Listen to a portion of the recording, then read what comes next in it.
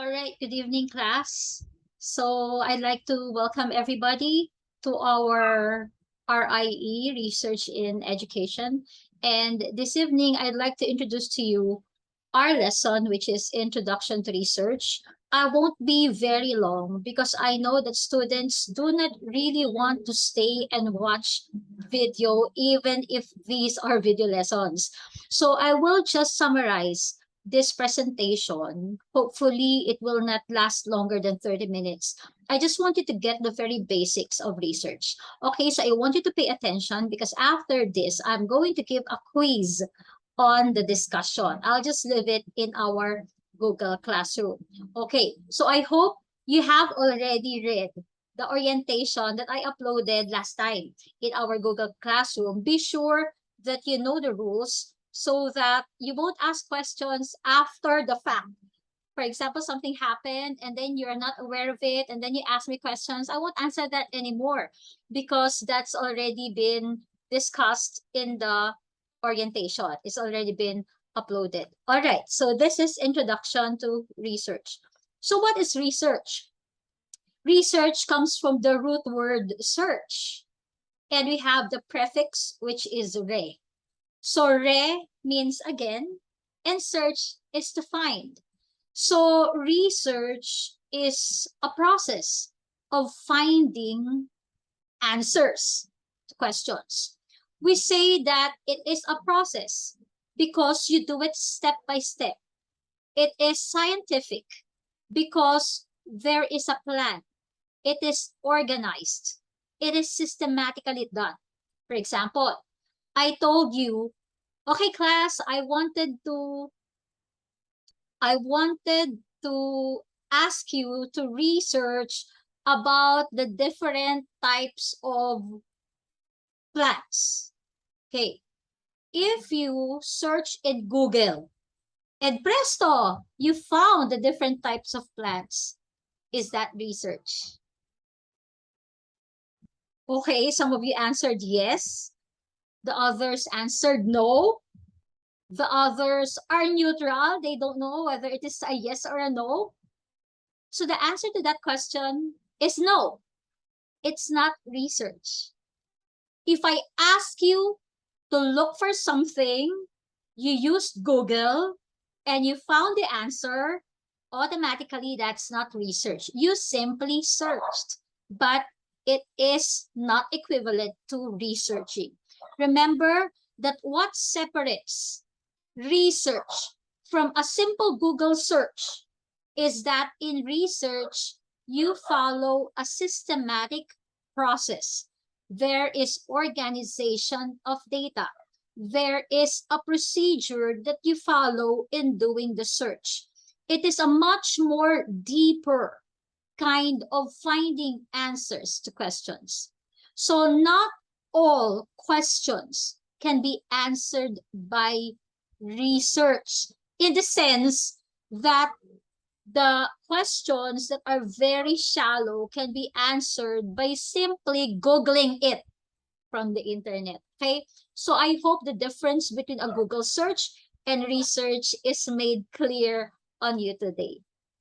All right, so let's move on. What is research? There are so many definitions of research, but of course, as a teacher, I want to make complex concepts simple to you. That's a good characteristic of a teacher. If a teacher is able to make a complicated concept very simple, then that's a good teacher. Okay, so I did not adopt a very complex definition of research. So this will be our working definition for research. And I'd like you to read with me right now. Okay, so research is an organized and systematic way of finding answers to questions. Now, let's delve with it for a short time. I want you to look at the words with different colors. So it says here that research is organized. So it is planned. There is order. It is not random, meaning you have a purpose why you did it. Okay? Next, it is systematic. When you say systematic, it follows a plan. It has a certain procedure.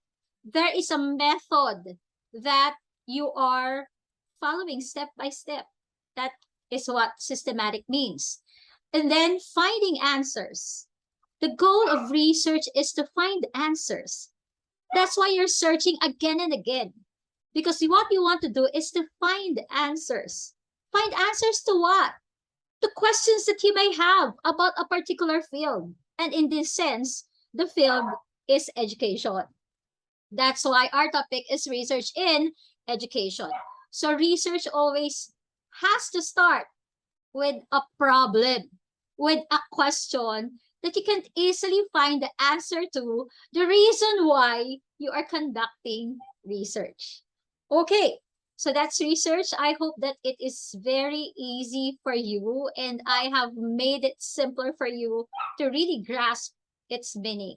Okay, the next one is the benefits of research. We know that machines, for example, washing machines make our life simple.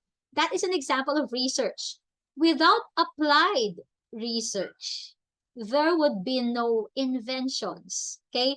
There are inventions because somebody has thought about it, had a question about it, and was able to find answers to that question. So research makes our life simple. Okay, so applied research is just one type of research. I don't want to bombard you with the different types of research, although we will come to that.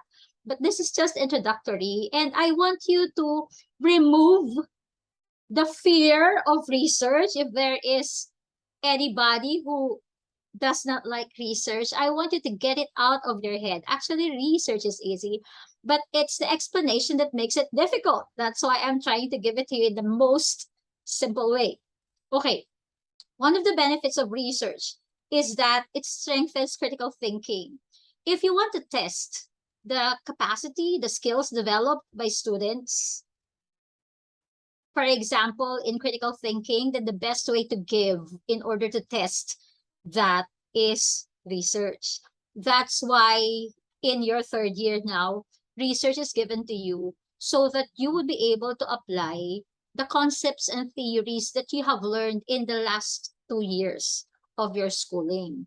Okay, that's the best way to know whether you learned something or not because it enhances your critical thinking skills. The next one, it boosts your resume and career preparation. The world is in the information age. We're in the digital and information age. So it's important that you, as individuals, are producers of knowledge. It's not only that you use knowledge to your advantage, but you have to be producers of knowledge. And in research, you are producing knowledge and adding to the body of literature. Okay, so the next one is another thing is that if you have a research paper, for example, you were chosen, your group was chosen as the best research paper, the best research presenter, that's an added bonus, okay? It's like a feather in the cap of your resume. So it will strengthen your resume because research is a skill and not so many people are into it and have the capacity and the skills to do it. Okay, so the next one is being part of an on-campus scholarly networks. Very few students really love research, and those who do become successful someday, especially as teachers. Because as teachers, future educators, it is a necessity that you know how to conduct action research. Because research in education, the particular research used in education is action research. That's the majority. And until now, I'm still coaching DepEd teachers in conducting research. They're still seeking my help whenever they need to develop a research proposal. You will need it someday. Next, on track to graduation, you will not be able to graduate if you will not pass your thesis defense. That would be the culmination of your efforts at this particular course. The next one, increase confidence. If you're able to complete a thesis paper, that's already an achievement in itself. But of course, I'm expecting that the paper that you will submit is not something that is plagiarized or you just copied it, because I have an anti-plagiarism checker, so I can easily check it, okay, from the Turnitin software.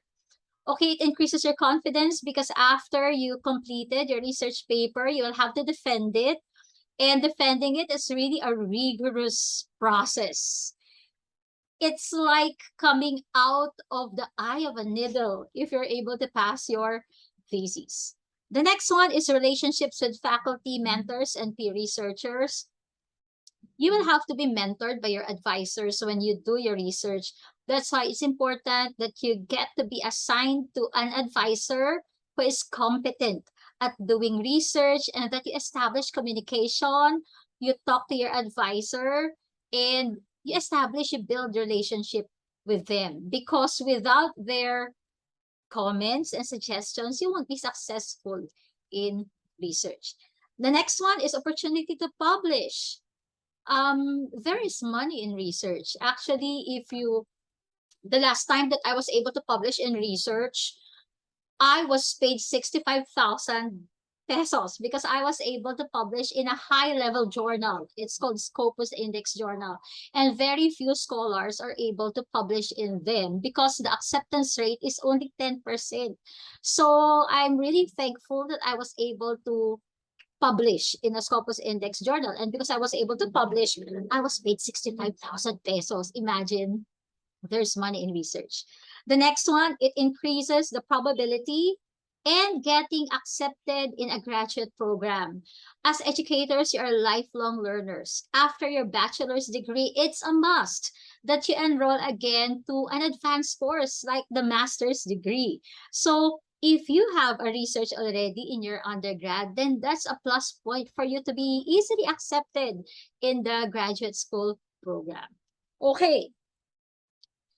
So the professional benefits are those that I have already explained to you. Okay, these are the same as the ones previously. You can grow as a critical and independent thinker. Your confidence will be enhanced, and you will become aware of the ethical issues, because in research, a good researcher is an ethical researcher, meaning that you don't copy paste, you don't plagiarize, you respect other authors by citing them. Okay, you always cite your source. So those are the personal benefits. You'll become aware that, oh no, I cannot simply grab this paragraph and attribute it to myself if it comes from another source. All right. So here now is the conclusion. Any type of research could give us different benefits. As long as you engage in research, there is a benefit for you to get. Okay, which would help us in discovering new things. There would always be a beneficiary, and that's the part of your research, the significance of the study, where you will discuss who would benefit from your research. So when you are thinking of a topic, just like what I told you, that I will be asking you to think of a topic. As you think of the topic, what is the problem? What is the problem that needs to be addressed? And then the second question that you need to ask yourself is, who will benefit from this study? If you cannot answer clearly your second question, who will benefit from this study, you might as well do not pursue the research. Why? Because research needs to have a beneficiary, or else it's worthless. Okay? So somebody should benefit when it comes to making a research. In the end, you should enjoy making your research and still live life to the fullest. Don't think that research is something that is making your life difficult. Although, if your members are not really putting much effort into it, sometimes friendships are severed. Okay, you'll make enemies out of your friends because they do not cooperate, or there's already a deadline and they do not want to submit because they have a lot of reasons. Then tell me, because I will ask the leader to grade their members so that it will be really a fair grading system that we can use. I don't want students who are being carried only by the leaders and the group members. I want to reflect the effort that you put into research. That's why we will still have quizzes, individual quizzes. I will sometimes ask individual projects aside from group projects. That is so you would really express, okay, your learning, demonstrate the learning that you got from this course. All right, I would end here. As we mentioned, research is a process. Why a process? Because there has to be a plan. There has to be a method that you follow. And the type of process is that it is scientific. Okay? It follows a cycle. When you say a process, it's a cycle. Now, this is where I will end. The most difficult part of research, according to others, not for me, according to others, is to think of a topic or a title of your research. And that's what I was asking you to do. The reason why I grouped you into 5 or 6 is so that you could brainstorm on a particular problem or issue that you see in education. Remember, this is research in education. What particular problem or difficulty or issue that you want addressed, because you will become future teachers someday. Okay? So if you will become future teachers someday, when you get there, you need to have the equipment. You need to have the skill and the tool in order to address that particular problem that you are seeing right now. So what it is, that's how you're going to think of your topic. Now, I want you to think of 3 research topics. So this is how it will go. If you are 6 in your group, each one should contribute a research topic and then a title. Okay, research topic is broad and a title is narrow. Okay, I want you to give me the name. For example, Carlo, this is the topic. Myra, this is the topic. So if you are 6 in a group, I need to see 6 research topics. If you are 5 in a group, I want to see 5 research topics. And I will grade you individually based on the selection of your topic and then explain why you chose that topic. What are the problems that you see and who will benefit from that research. And then from there, I will help you choose the most researchable topic that you and your group can conduct. Okay, that's the first step of the research process, identifying the problem. Remember that all research begins with a problem, with a question, with an issue that needs to be addressed. All right, so thank you very much. I will be posting in our G Classroom the questions that you need to answer. That will be your first quiz, the topics that you will provide in the bin that I will place there in our Google Classroom. It's so nice to meet you, and I hope really that I would have the privilege of meeting you all, but since our class is virtual, so I will just give you snippets of everything that you need to do in order to be able to complete your research paper. And then I will give you the timeline on what you have to submit for every midterm, prelim, semifinals, and finals. I'm still thinking whether I would give you a written exam, but let's see for now. That's the plan. Okay, so thank you very much, everybody. Have a good night. And then within this week, I will post your quiz about this topic that we have discussed. I will also upload this PowerPoint presentation in our Google Classroom. So thanks, everyone. If you have questions, just shoot it in our Google Classroom. Thank you and bye-bye.